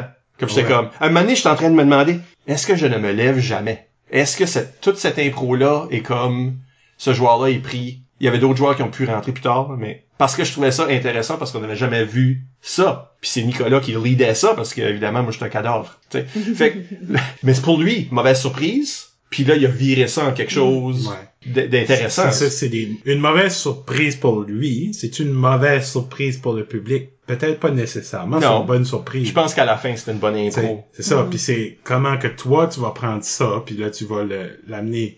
Mais des fois, je trouve que c'est difficile de comme carrément, là, t'embarques là, puis là, l'autre, il va faire de quoi de super vulgaire, puis comme...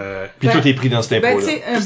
Un bon tout le monde est mal à l'aise. Oui, pis... c'est ça. Là. Ben, un bon exemple, c'est quand je coachais. Nous autres, on a rentré un personnage qui était intolérant au lactose. Ce n'était pas moi.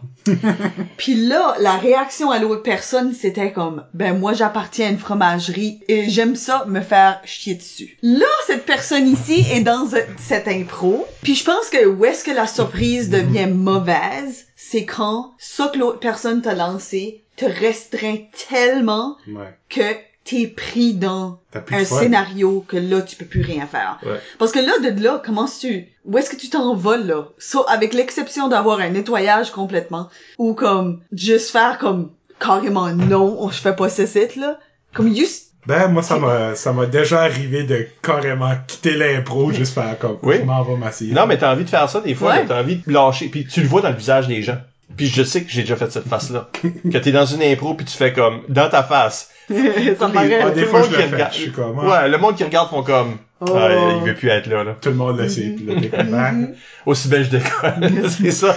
Comme c'est de l'anti-jeu, on devrait toujours essayer de trouver une façon de s'en sortir. On devrait toujours trouver une façon de frapper ce curveball-là à la bonne place dans le champ, parce que right now, on va vers la marde.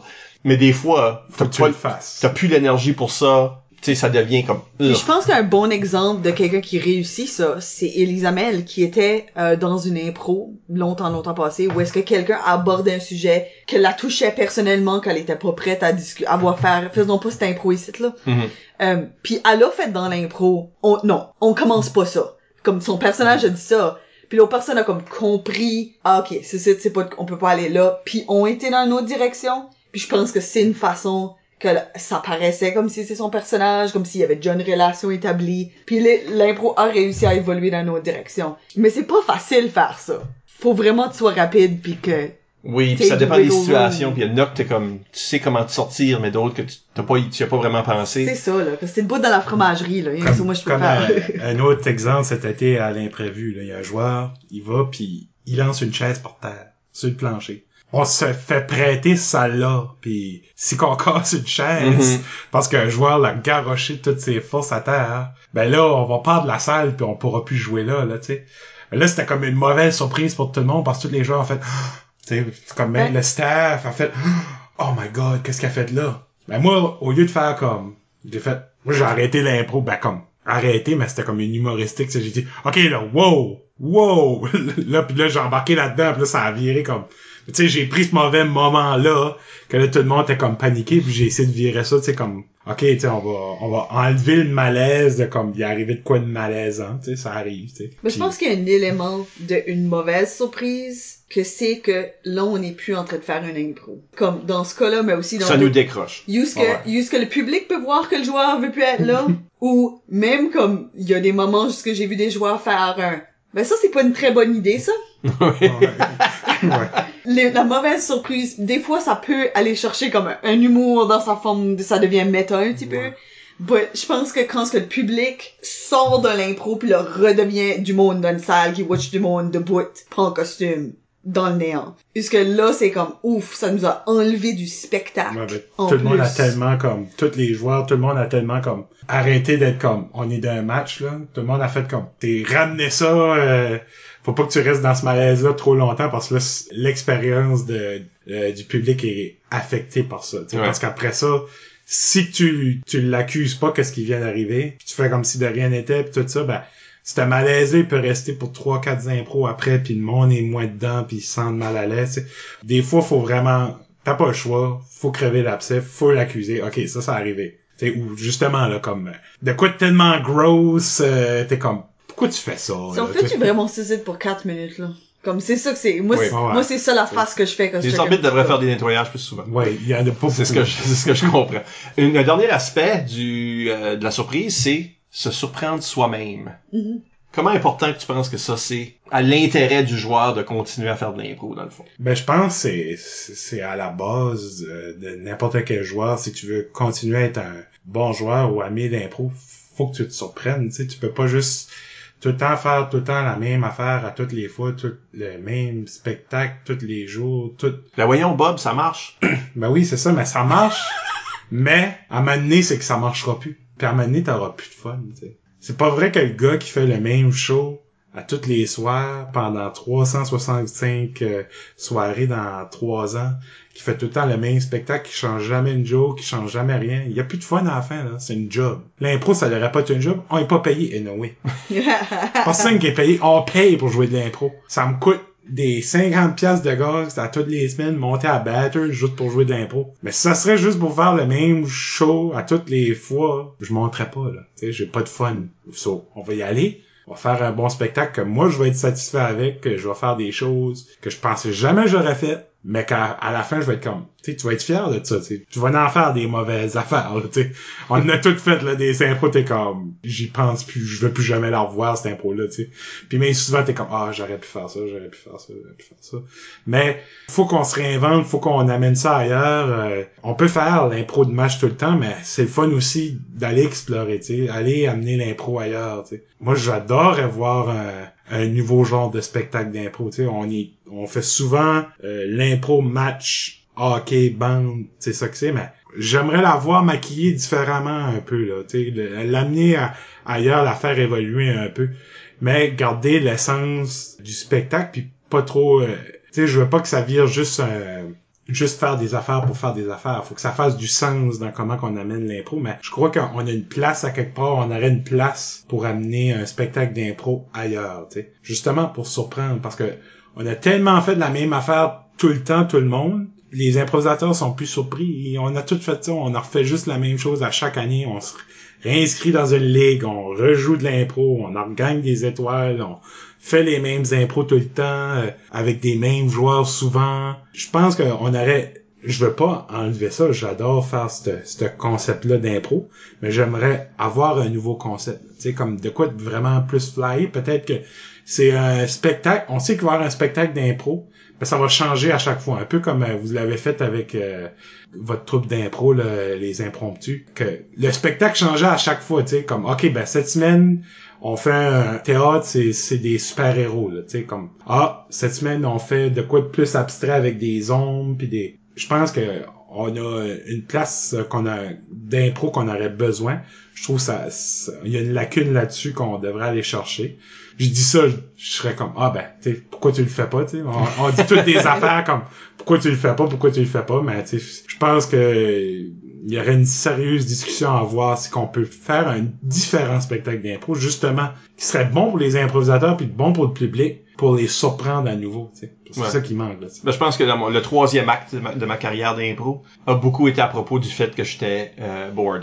Donc, les impromptus, quand on a parti ça, c'était qu'est-ce qu'on peut faire qui est au-delà du match d'impro, qu'est-ce qu'on peut faire pour nous mettre au défi, qu'est-ce qu'on peut faire pour nous surprendre nous-mêmes, pour faire des choses qu'on n'a jamais faites puis qu'on pourrait jamais faire dans l'autre contexte, parce que je suis bored de l'autre contexte. Mm-hmm. Même chose. Le nombre de fois que j'ai dit, le sorte de joueur que je suis, là, je fais plus ça. C'était rafraîchissant, là, tu sais. Pour moi, c'est dangereux parce que la chose que je suis bonne à faire, je la fais pas. Je suis en train de faire quelque chose que je suis pas nécessairement bon à faire, mais la chose que je suis bon à faire, je suis bored.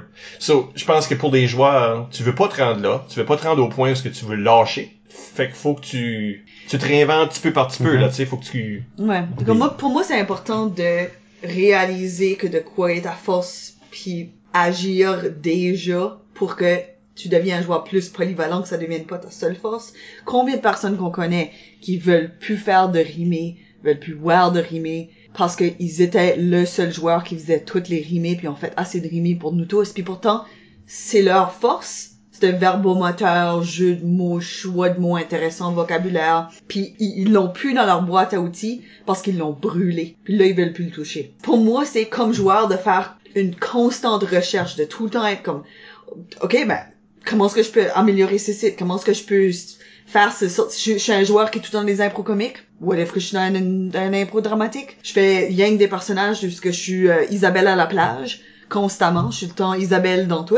Ben, faut que j'essaye d'autres affaires, va me lancer dans d'autres directions. Puis je pense que être conscient que ça, c'est toujours une affaire, puis pas attendre que tu fasses ce mur-là, que tu peux plus faire ça. Que t'es la personne connue pour faire les impros de Révolution française. Fait que tu veux plus... Shout out Gabriel Robichaud. Mais tu peux plus le faire parce que le public veut plus le voir non plus, ça. Puis je pense aussi que c'est un travail d'équipe, ça. Parce que tu peux pas... Ouais.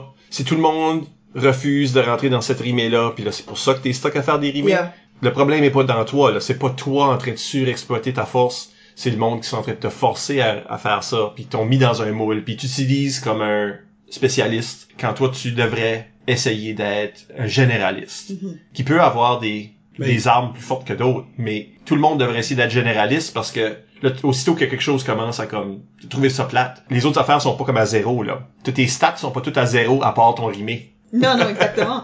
Ça le devient si c'est rien que ça que t'aiguises. Ça vient souvent comme, t'es bon dans les rimés. C'est toi qu'on envoie, mais on n'a même pas eu l'idée encore, on n'a même pas eu d'idée. Peut-être que toi, tu t'en fais pas souvent des rimés, mais t'avais une méchante bonne idée pendant.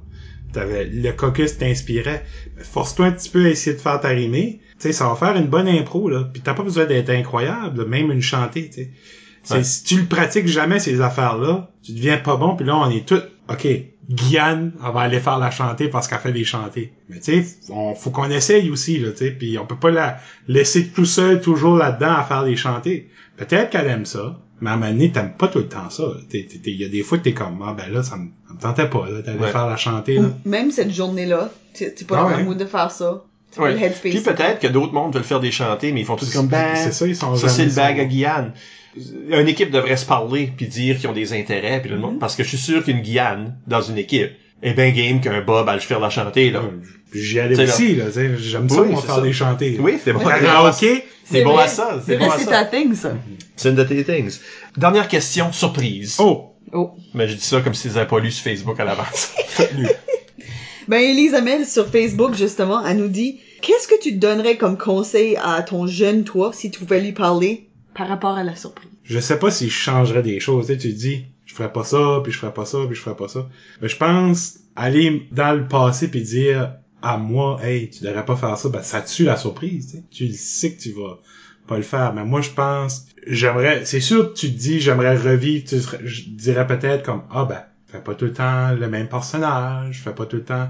C'est des choses que j'ai appris par des leçons qui m'ont été données, tu sais. Je pense que ça serait dangereux d'aller voir dans le passé puis dire, ah, tu devrais pas faire ça. C'est sûr, j'aimerais, mais je pense que je serais pas la personne que je suis aujourd'hui si je commencerais à aller changer des choses. Ouais, comme si t'avais pas eu la leçon à ce tournoi-là. Ouais, ben, c'est ça, tu sais. C'est des leçons de vie. Tout c'est très pratique, là. C'est comme, ben, s'il y a du voyage dans le temps, c'est possible. Ouais, oui, mais... Je veux pas causer un paradoxe. Non, ben, c'est ça.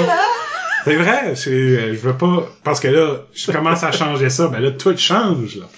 C'est ça. C'est ça, l'effet papillon, là. Tu sais, comme, c'est plus catégorie libre, là, c'est catégorie fermée, animée par, je sais pas qui, là.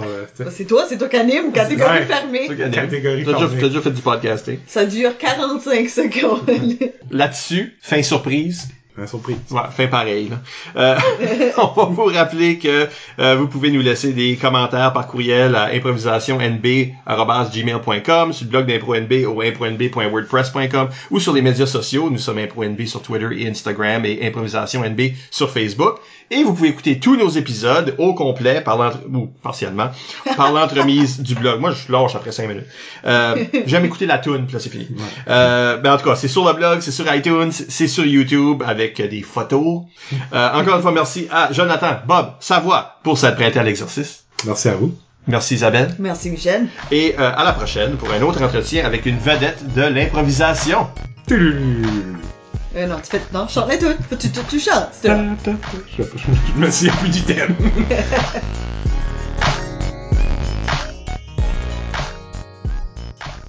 Fait que pour tout le monde à la maison qui veut être invité, $20, hein, c'est ça que ça prend. Oui. Puis faire des bons massages. Oh, non.